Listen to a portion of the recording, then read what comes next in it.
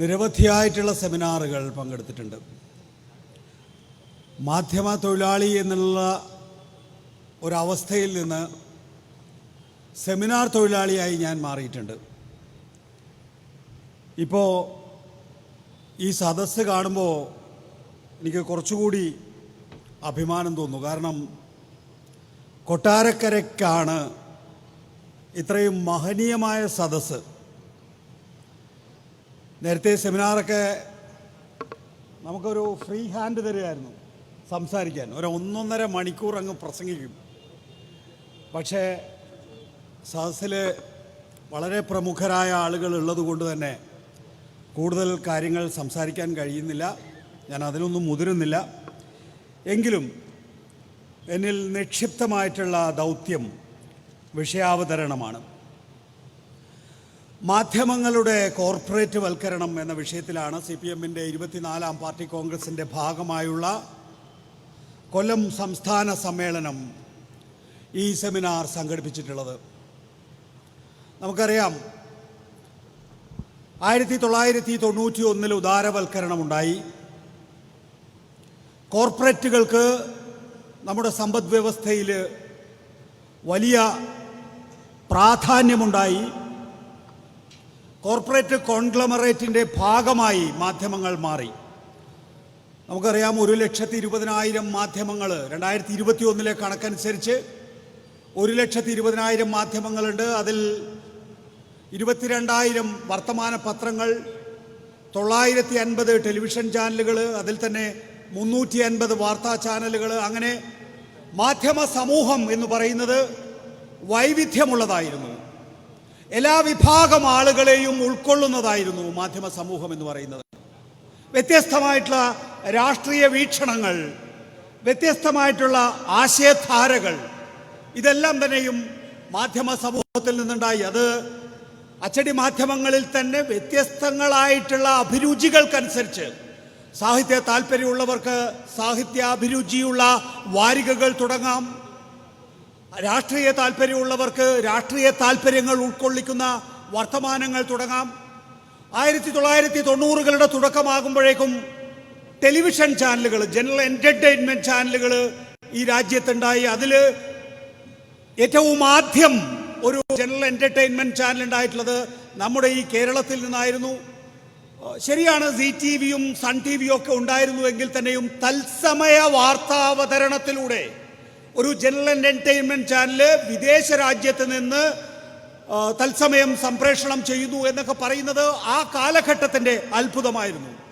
മലയാള television channel രംഗത്ത് ശ്രീ ശശികുമാറിനെ പോലുള്ള ധിഷണാശാലികൾ നയിച്ച പാതയിലൂടെയാണ് പിന്നീട് ടെലിവിഷൻ ചാനലുകളെല്ലാം മുന്നോട്ട് പോയിട്ടുള്ളത്. 2000-ൻ്റെ തുടക്കത്തിൽ നമുക്കെല്ലാവർക്കും അറിയാവുന്നതുപോലെ മലയാളത്തിൽ ആദ്യത്തെ വാർത്താ ചാനൽ പിറന്നു, ഇന്ത്യ വിഷൻ. തുടർന്ന് വാർത്താ ചാനലുകളുടെ ഒരു ശൃംഖലയുണ്ടായിരുന്നു. ഞാൻ ഒരു ടെലിവിഷൻ ജനറേഷൻ, ടെലിവിഷൻ തലമുറയിൽപ്പെട്ട ആളാണ്. എന്നെ സംബന്ധിച്ചിടത്തോളം അച്ചടി മാധ്യമങ്ങളുടെ പ്രാധാന്യം കുറയുകയും ടെലിവിഷൻ ചാനലിൻ്റെ തുടക്കം വരികയും ചെയ്ത ഘട്ടത്തിലാണ് ഞാൻ എൻ്റെ വിദ്യാഭ്യാസ ജീവിതം പൂർത്തിയാക്കുന്നത്.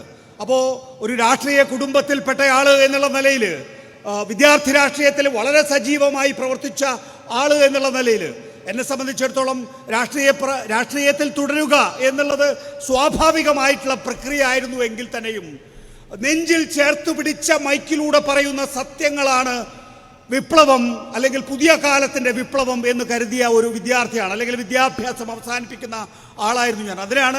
അതുകൊണ്ടാണ് ശശികുമാറിൻ്റെ നേതൃത്വത്തിലുള്ള ഏഷ്യാനെറ്റിൽ, കേരളത്തിൻ്റെ രാഷ്ട്രീയ സ്വഭാവമുള്ള ഏഷ്യാനെറ്റിൽ എനിക്ക് ഒരു ടെലിവിഷൻ പ്രവർത്തകനാകണം എന്ന് തോന്നിയത്. ഞാൻ ദീർഘിപ്പിക്കുന്നില്ല. നോക്കൂ, 1990കളുടെ തുടക്കത്തിലായിരുന്നു ഈ കാര്യങ്ങളെല്ലാം നടക്കുന്നത്. കേരളത്തിൽ പുതിയ വാർത്താ സംസ്കാരം ടെലിവിഷനിലൂടെ ഉണ്ടാകുന്നു എന്നുള്ളത്. നേരത്തെ പറഞ്ഞതുപോലെ ബഹുസ്വരതയുള്ള മാധ്യമ മേഖലയായിരുന്നു നമ്മുടെ നാട്ടിലുണ്ടായിരുന്നത്. എങ്കിൽ നമ്മൾ അറിയാതെ തന്നെ പതുക്കെ ആ ബഹുസ്വരത ഒരു ഏകപക്ഷീയമായിട്ടുള്ള സ്വരത്തിലേക്ക് വന്നു ചേർന്നു എന്നുള്ളതാണ് യാഥാർത്ഥ്യം. 1991 ഉദാരവൽക്കരണം ഉണ്ടായപ്പോൾ ഞാൻ നേരത്തെ ചൂണ്ടിക്കാണിച്ചതുപോലെ കോർപ്പറേറ്റ് കോൺഗ്ലോമറേറ്റിന്റെ ഭാഗമായി മാധ്യമങ്ങൾ മാറി. എന്ന് വെച്ചാൽ കോർപ്പറേറ്റുകൾക്ക് വേണ്ടി സംസാരിക്കുന്ന ഇടമായി മാധ്യമങ്ങൾ മാറുകയായിരുന്നു. ഒരു കങ്കാണി സ്വഭാവത്തോടു കൂടി ഈ പറയുന്ന മാധ്യമങ്ങൾ, കോർപ്പറേറ്റ് കോൺഗ്ലോമറേറ്റിന്റെ ഭാഗമായി പ്രവർത്തിക്കുന്ന മാധ്യമങ്ങൾ പ്രവർത്തിച്ചു തുടങ്ങി. കങ്കാണിമാരെന്താ സാധാരണഗതിയിൽ നമ്മുടെ നാട്ടില് ഈ നാടുവാഴികൾക്ക് ചെയ്യുക? കങ്കാണിമാര് എതിരാളികളെ ഭീഷണിപ്പെടുത്തിക്കൊണ്ടേയിരിക്കും. അതായത് താൻ ആരുടെ കങ്കാണിയാണോ ആ കങ്കാണി നാട്ടുരാജാവിൻ്റെയോ അല്ലെങ്കിൽ ഈ പറയുന്ന ഭൂവുടമയുടെയോ എതിരാളിയെ തുടർച്ചയായി ഭീഷണിപ്പെടുത്തിക്കൊണ്ടിരിക്കും. ഒന്ന്, എതിരാളിയെ ഭീഷണിപ്പെടുത്തുക, തൻ്റെ മുതലാളിയെ പുകഴ്ത്തി സംസാരിക്കുക. മൂന്ന്, മുതലാളിക്ക് വേണ്ടി ഭരണകൂടവുമായി വിലപേശൽ നടത്തുക. ഇതായിരുന്നു സാധാരണഗതിയിൽ നമ്മുടെ നാടുവാഴ്ത്ത കാലഘട്ടത്തിൽ ഈ കങ്കാണിമാർ ചെയ്തുകൊണ്ടിരുന്നത് എന്നത് നമുക്കറിയാം. സമാനമായ വിധത്തിൽ കോർപ്പറേറ്റ് കോൺഗ്ലോമറേറ്റിന്റെ ഭാഗമായിട്ടുള്ള ഈ കങ്കാണിമാര് തൻ്റെ കോർപ്പറേറ്റ് ഉടമകൾക്ക് വേണ്ടി വാദിച്ചു തുടങ്ങുകയും തൻ്റെ എതിരാളികളെ ഭീഷണിപ്പെടുത്തുകയും തൻ്റെ മുതലാളിക്ക് വേണ്ടി ഭരണകൂടത്തോട് വിലപേശുകയും ചെയ്തു എന്നുള്ളത് നമ്മൾ 1991 മുതൽ, അതായത് ഉദാരവൽക്കരണം തുടങ്ങിയ കാലം മുതൽ കണ്ടുകൊണ്ടിരിക്കുന്നതാണ്. കോർപ്പറേറ്റ് കോൺഗ്ലോമറേറ്റിന്റെ ഭാഗമായിട്ടുള്ള മാധ്യമങ്ങൾ 2014 വ്യത്യസ്തമായൊരു ഭരണകൂടം വന്നു. കോൺഗ്രസിന്റെ നേതൃത്വത്തിലുള്ള കൂട്ടുകക്ഷി സർക്കാർ അധികാരത്തിൽ നിന്ന് പോയി. 2014 ആയപ്പോഴേക്കും നമുക്ക് നരേന്ദ്രമോദി ഭരണത്തിലൂടെ ഈ പറയുന്ന ഉദാരവൽക്കരണം ചങ്ങാത്ത മുതലാളിത്തത്തിലേക്ക് എത്തി എന്നുള്ളത് നമുക്ക് നോക്കിക്കാണാൻ സാധിക്കും. എല്ലാ കോർപ്പറേറ്റുകളെയും ഒരേപോലെ നരേന്ദ്രമോദിയുടെ നേതൃത്വത്തിലുള്ള സംഘപരിവാർ വിശ്വസിക്കാൻ തയ്യാറാകുന്നില്ല എന്നുള്ള നില വന്നു. നരേന്ദ്രമോദിയോട്, സംഘപരിവാറിനോട്, BJPയോട് കൂറു പുലർത്തുന്ന മുതലാളിമാർക്ക് വലിയ നിലയിൽ പ്രാമുഖ്യം കിട്ടി. അവരെ രാഷ്ട്രീയ പ്രക്രിയയിൽ ആദ്യഘട്ടത്തിലെ ഉദാരവൽക്കരണ കാലഘട്ടത്തിൽ തന്നെ ഈ പറയുന്ന മാധ്യമങ്ങളിലൂടെ ഭരണാധികാരികളുമായി, രാഷ്ട്രീയ നേതൃത്വവുമായി സംസാരിച്ച, അവരുമായി പരിചയം സ്ഥാപിച്ച, അവരുമായി ബന്ധമുണ്ടാക്കിയിട്ടുള്ള മുതലാളിമാര് രണ്ടാം ഘട്ടത്തിൽ ചങ്ങാത്ത മുതലാളിത്തത്തിന്റെ കാലഘട്ടത്തിൽ രാഷ്ട്രീയ പ്രക്രിയയിൽ കൂടി ഇടപെടുന്ന സ്ഥിതിവിശേഷം ഉണ്ടായി. അങ്ങനെ രാഷ്ട്രീയ പ്രക്രിയയിൽ ഇടപെടുന്നതിന് തെളിവുകളുണ്ട്.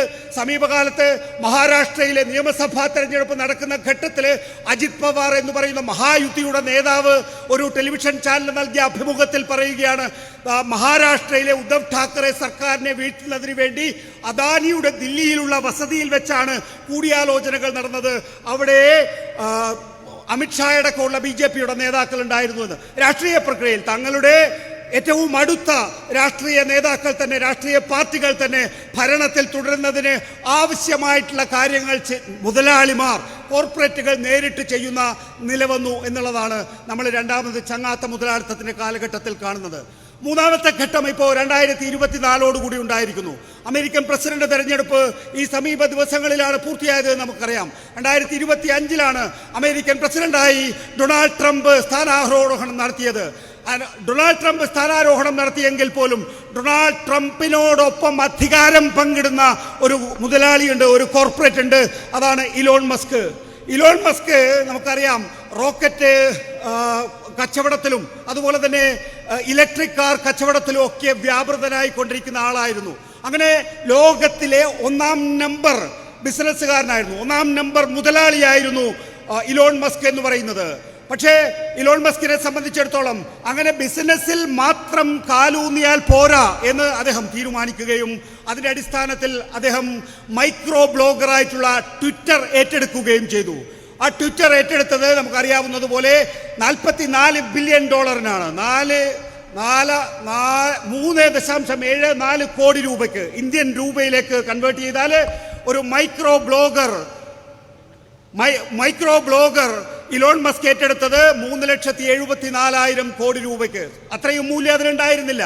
സെക്യൂരിറ്റി എക്സ്ചേഞ്ച് കമ്മീഷൻ ഇപ്പോഴും ഈ പറയുന്ന അധിക മൂല്യത്തിൽ ഇലോൺ മസ്ക് ട്വിറ്റർ എന്ന മൈക്രോ ബ്ലോഗർ ഏറ്റെടുത്തതിന് അമേരിക്കയിൽ കേസ് നിലനിൽക്കുന്നുണ്ട്. ഇലോൺ മസ്കിനെ സംബന്ധിച്ചിടത്തോളം എന്തിനാണ് അദ്ദേഹം ഇത്രയും മൂല്യം കുറഞ്ഞ ഒരു സ്ഥാപനം മൂല്യം ഉയർത്തിയെടുത്തത് എന്ന് ചോദിച്ചാൽ അദ്ദേഹത്തെ സംബന്ധിച്ചിടത്തോളം അദ്ദേഹത്തിന് വെറും ഈ പറയുന്ന റോക്കറ്റ് ബിസിനസ്സിലോ അല്ലെങ്കിൽ ഈ പറയുന്ന ഇലക്ട്രിക് കാർ ബിസിനസ്സിലോ മാത്രം പങ്കാളിയായാൽ പോരാ, അധികാര പങ്കാളിത്തം വേണം എന്നുള്ളതാണ്. അപ്പോൾ 1-ാം ഘട്ടത്തിൽ ഉദാരവൽക്കരണ കാലഘട്ടത്തിൽ കോർപ്പറേറ്റ് കോൺഗ്ലമറേറ്റിലൂടെ രാഷ്ട്രീയക്കാരുമായി ഭരണാധികാരികളുമായി ബന്ധം സ്ഥാപിച്ച മുതലാളിമാർ രണ്ടാം ഘട്ടത്തിൽ ചങ്ങാത്ത മുതലാളിത്തത്തിൻ്റെ കാലഘട്ടത്തിൽ ഈ രാഷ്ട്രീയ പ്രക്രിയയിൽ കൂടി ഇടപെടുകയും അങ്ങനെ രാഷ്ട്രീയ പ്രക്രിയയിൽ ഇടപെട്ട് തങ്ങളുടെ ഭരണാധികാരികളുടെ അധികാരം സുരക്ഷിതമാക്കി നൽകുന്നതിലൂടെ അതിൻ്റെ വിഹിതം ഏറ്റുവാങ്ങുകയും മൂന്നാം ഘട്ടമാകുമ്പോഴേക്കും അധികാരത്തിൻ്റെ പങ്കാളിത്തത്തിലേക്ക് അവർ കടക്കുകയും ചെയ്തു എന്നുള്ളതാണ് നമ്മൾ അമേരിക്കയിലെ സാഹചര്യത്തിൽ കാണുന്നത്. ഇലോൺ മസ്ക് ഇന്ന് വൈറ്റ് ഹൗസിലിരുന്ന് അമേരിക്ക ഭരിക്കുന്നവരിൽ ഒരാളാണ്. ദ ടൈം മാഗസിൻ അമേരിക്കൻ പ്രസിഡന്റിന്റെ കസേരയിൽ ഇലോൺ മസ്കിനെ ഇരുത്തിയിട്ടാണ് ഇപ്പോൾ കവർ സ്റ്റോറി പ്രസിദ്ധീകരിച്ചിരിക്കുന്നത്. അവിടുത്തെ ഭരണപരിഷ്കാര കമ്മീഷന്റെ അധ്യക്ഷനായും അമേരിക്ക ഫസ്റ്റ് എന്ന ഡൊണാൾഡ് ട്രംപിന്റെ ഏറ്റവും വലിയ പദ്ധതിയുടെ നേതാവായും ഇപ്പോൾ ഇലോൺ മസ്ക് നിയമിതനായി കഴിഞ്ഞിരിക്കുന്നു. അമേരിക്കൻ രാഷ്ട്രീയത്തിൽ മാത്രമല്ല ഇലോൺ മസ്ക് ഇടപെടുന്നത്. ജർമ്മനിയിലെ ഏറ്റവും അതായത് നാസി ജർമ്മനിക്ക് ശേഷം പുതുതായി രൂപം കണ്ട നവനാസികളുടെ സംഘടനയ്ക്ക് ഇതിനകം തന്നെ ഇലോൺ മസ്ക് പിന്തുണ നൽകുകയും സാമ്പത്തിക സഹായം നൽകുകയും അവർക്ക് വേണ്ടി തെരഞ്ഞെടുപ്പ് പ്രചരണം നടത്തുകയും ചെയ്തു തുടങ്ങിയിരിക്കുന്നു. ബ്രിട്ടനിൽ ഏറ്റവും ദീർഘമായ കാലയളവിൽ അവിടെ ഭരിച്ചിരുന്ന വലതുപക്ഷ പാർട്ടിയെ അധികാരഭ്രഷ്ടരാക്കി ഇടതു പാർട്ടിയായിട്ടുള്ള ലേബർ പാർട്ടി അവിടെ അധികാരത്തിലേക്ക് വരികയും ചെയ്തു. പക്ഷേ ആ ലേബർ പാർട്ടിക്ക് ഇപ്പോൾ അധികാരത്തിൽ തുടരാനാകാത്ത വിധത്തിൽ ഇലോൺ മസ്ക് ആ രാജ്യത്തിൻ്റെ രാഷ്ട്രീയ പ്രക്രിയയിൽ ഇടപെടുന്നു എന്നുള്ളതാണ്. നമുക്കിത് അമേരിക്കൻ സാഹചര്യമാണെങ്കിൽ ഇന്ത്യയിൽ നമുക്ക് കാണാം. അമേരിക്കയിൽ ഇതേ അദാനിക്കെതിരെ ഒരു കേസുണ്ടായ സമയത്ത് അത് ഇന്ത്യയിലെ പ്രതിപക്ഷം പാർലമെന്റിൽ ഉന്നയിച്ചപ്പോൾ ആ പാർലമെന്റിൽ പ്രതിപക്ഷം ഉന്നയിക്കുന്ന വിഷയത്തെ ഡിഫെൻഡ് ചെയ്തത് ഇന്ത്യയിലെ ഭരണപക്ഷമായിരുന്നു.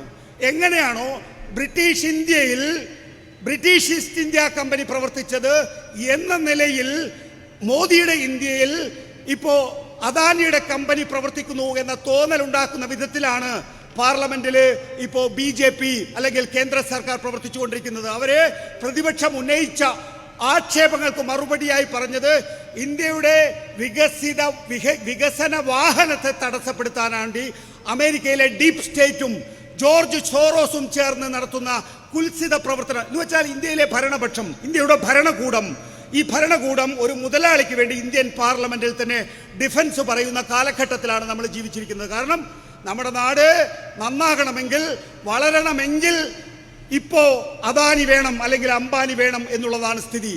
നമുക്കറിയാം അംബാനി ഇന്ന് ഞാൻ നേരത്തെ ചൂണ്ടിക്കാണിച്ചതുപോലെ 350 വാർത്താ ചാനലുകളാണ് ഈ രാജ്യത്തുള്ളതെങ്കിൽ അതിലെ 72 ചാനലുകളും കൈയാളുന്നത് അംബാനിയാണ്.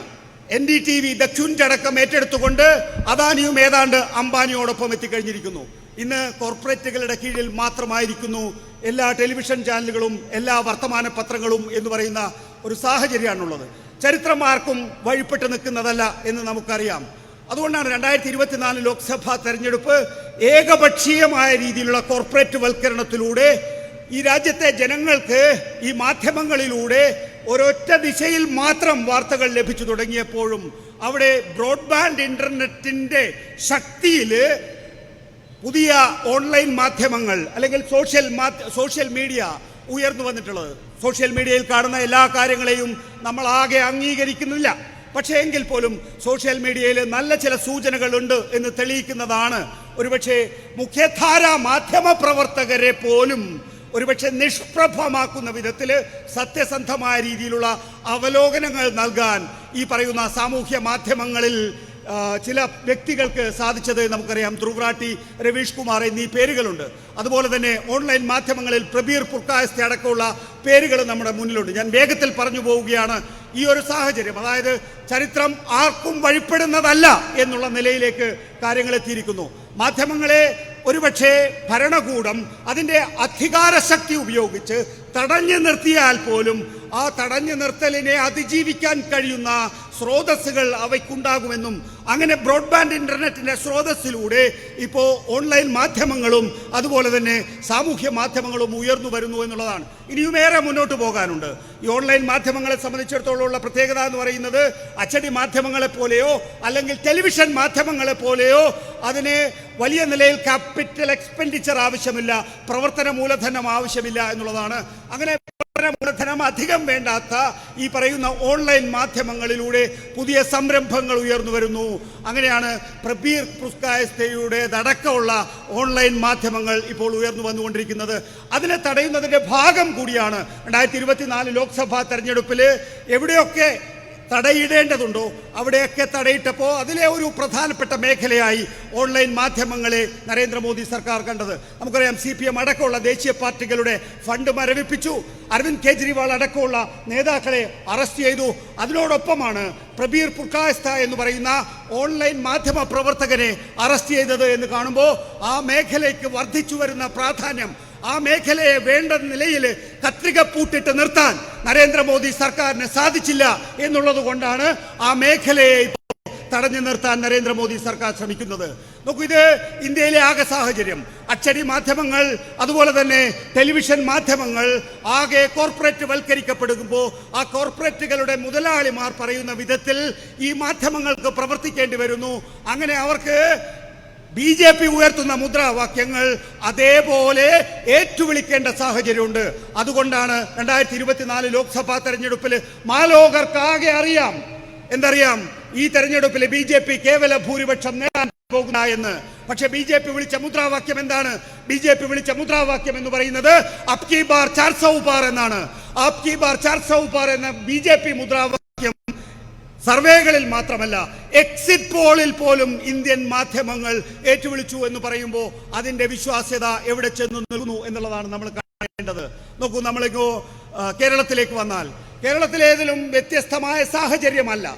നേരത്തെ പറഞ്ഞു, 1990കളുടെ തുടക്കത്തിൽ ഇന്ത്യയിൽ അപ്ലിങ്കിങ്ങും അപ്ലിങ്കിങ് അനുവദിക്കാത്ത ഘട്ടത്തിൽ വിദേശ രാജ്യത്ത് ആദ്യം മോസ്കോയിൽ, പിന്നീട് മനിലയിൽ, പിന്നീട് സിംഗപ്പൂരിൽ ഒക്കെ പോയി കേരളത്തിൻ്റെ ഭാഷയിൽ, മലയാള ഭാഷയിൽ വാർത്താ സംപ്രേഷണം തത്സമയമായിരിക്കണം എന്ന് കരുതി എല്ലാ വെല്ലുവിളികളും ഏറ്റെടുത്ത ഒരു ടീമായിരുന്നു ആദ്യത്തെ ഏഷ്യാനെറ്റ് എന്ന് പറയുന്നത്.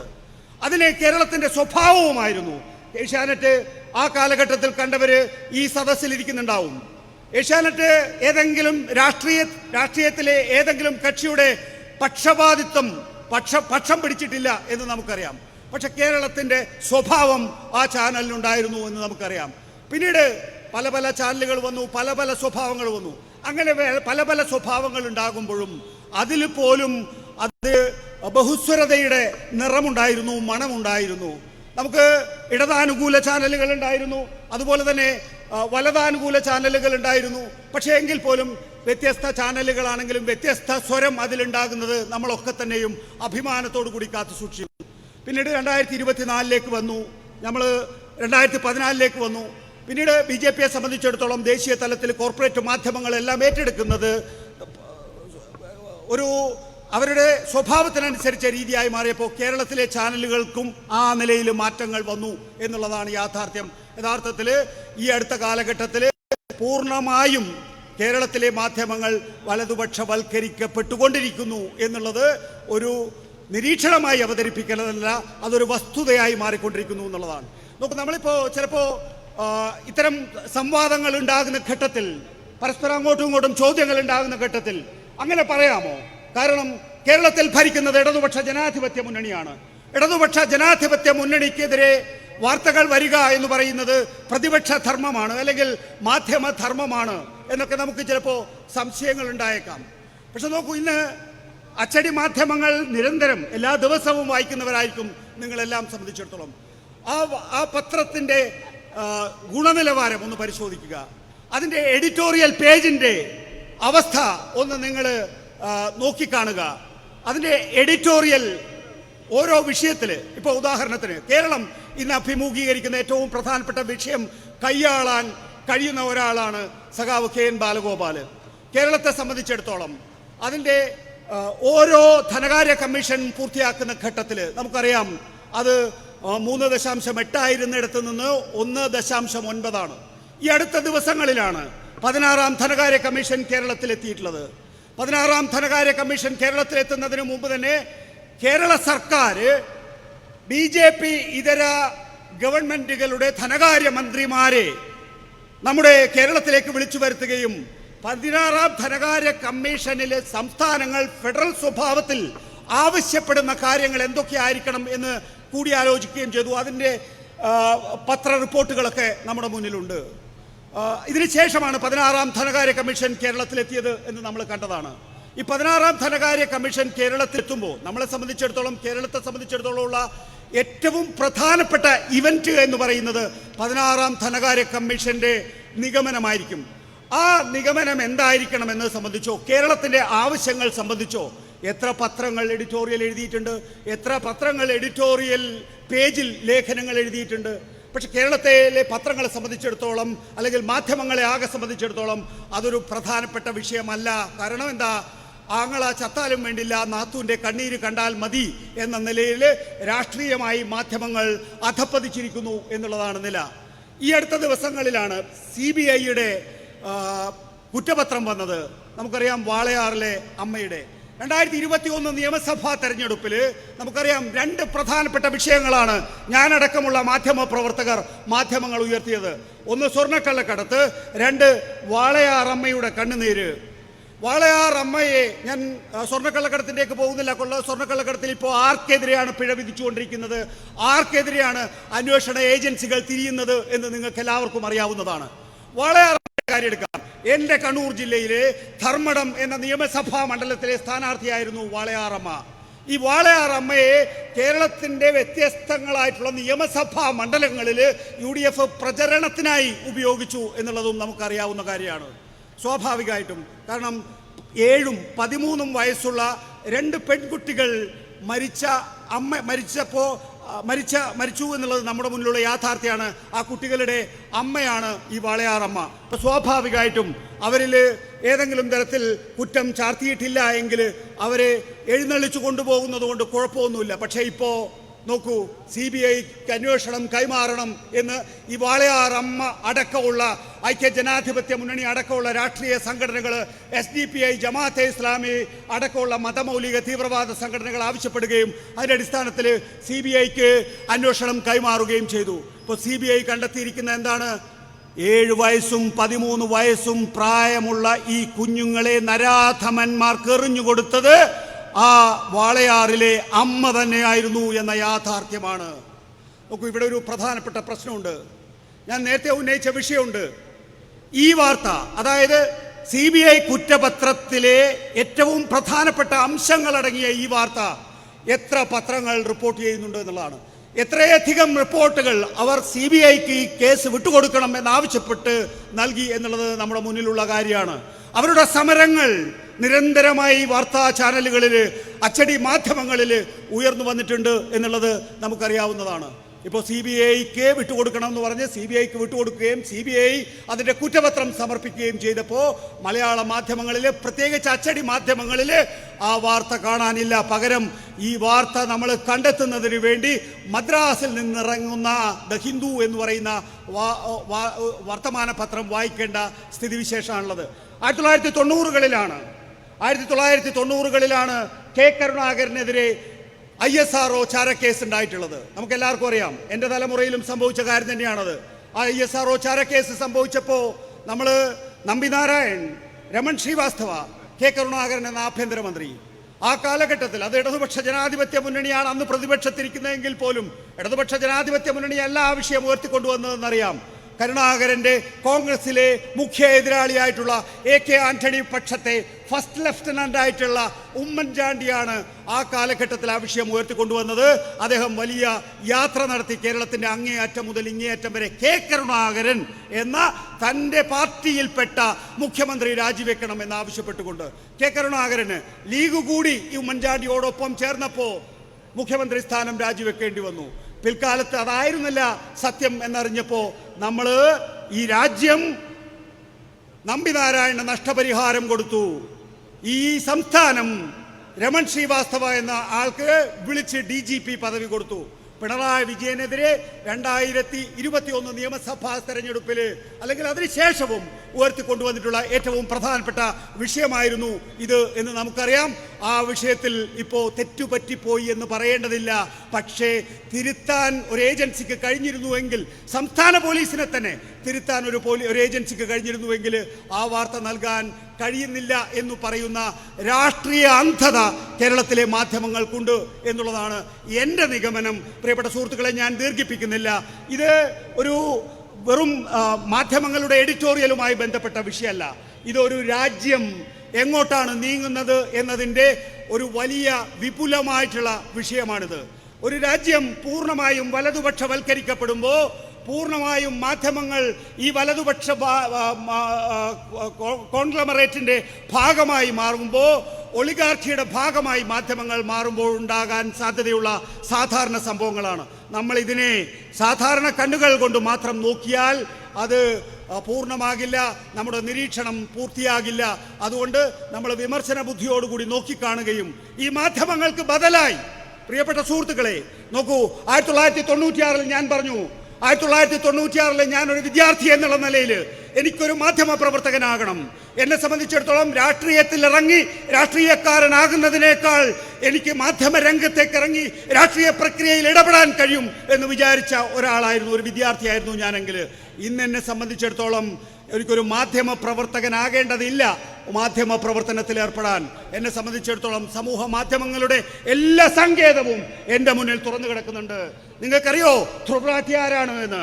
ത്രിപാഠി എന്ന് പറയുന്നത് ഹരിയാനയിൽ നിന്ന് ജർമ്മനിയിലേക്ക് എഞ്ചിനീയറിംഗ് പഠിക്കാൻ പോയിട്ടുള്ള ഒരു സാധാരണ ചെക്കനാണ്, നമ്മളെപ്പോലുള്ള ഒരു സാധാരണക്കാരനാണ്.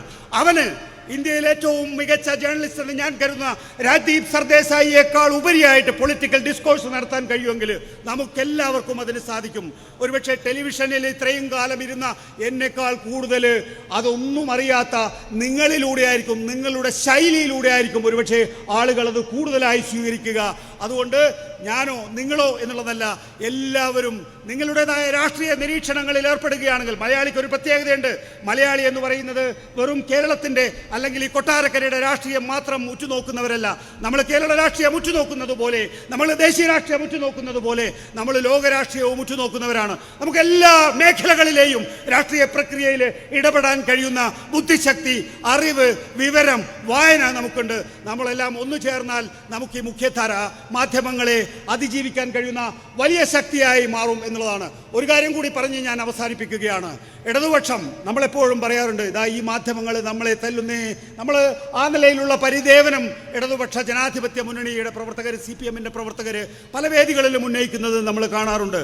ഒരു കാര്യം ഞാൻ ഉറപ്പ് പറയാം, എനിക്ക് കേരളത്തിലെ എല്ലാ മാധ്യമ പ്രവർത്തകരെയും അറിയാം. നോക്കൂ, ഇന്ന് കേരളത്തിലുള്ള ഏത് മാധ്യമ പ്രവർത്തകനേക്കാളും മികച്ച മനുഷ്യ വിഭവശേഷിയുള്ളത് ഇടതുപക്ഷത്താണ്. ഈ പറയുന്ന മാധ്യമ സ്ഥാപനങ്ങളെക്കാൾ ഉപരിയായി മാധ്യമ സ്ഥാപനങ്ങളെ നേരിടാൻ കഴിയുന്ന സംഘടനാ സംവിധാനമുള്ളത് ഇടതുപക്ഷത്താണ്. അപ്പോൾ നിങ്ങൾ ഓരോരുത്തരും വിചാരിച്ചാൽ ഈ ഒരു ആഖ്യാനം, വലതുപക്ഷ മാധ്യമങ്ങൾ ഉയർത്തുന്ന ആഖ്യാനത്തെ മറികടക്കാൻ സാധിക്കും. അതിനുള്ള ഇച്ഛാശക്തി നമുക്കുണ്ടാകണം എന്ന് മാത്രം പറഞ്ഞുകൊണ്ട് നിങ്ങളെ ഓരോരുത്തരെയും അഭിവാദ്യം ചെയ്ത് ഞാൻ അവസാനിപ്പിക്കുന്നു. നമസ്കാരം. വളരെ വിശദമായി തന്നെ തൻ്റെ അനുഭവങ്ങളുടെ അടിസ്ഥാനത്തിൽ നിന്നുകൊണ്ട് സഖാവ് നികേഷ് കുമാർ ഇവിടെ ഈ വിഷയം അവതരിപ്പിച്ചിരിക്കുകയാണ്. ഇതിലിടപെട്ട് സംസാരിക്കാനും അഭിപ്രായങ്ങൾ രേഖപ്പെടുത്താനും ഏറ്റവും പ്രിയപ്പെട്ട രാജാജി മാത്യു തോമസ്, അദ്ദേഹം ദീർഘകാലം ജനയുഗത്തിൻ്റെ ചീഫ് എഡിറ്ററായി പ്രവർത്തിച്ചു.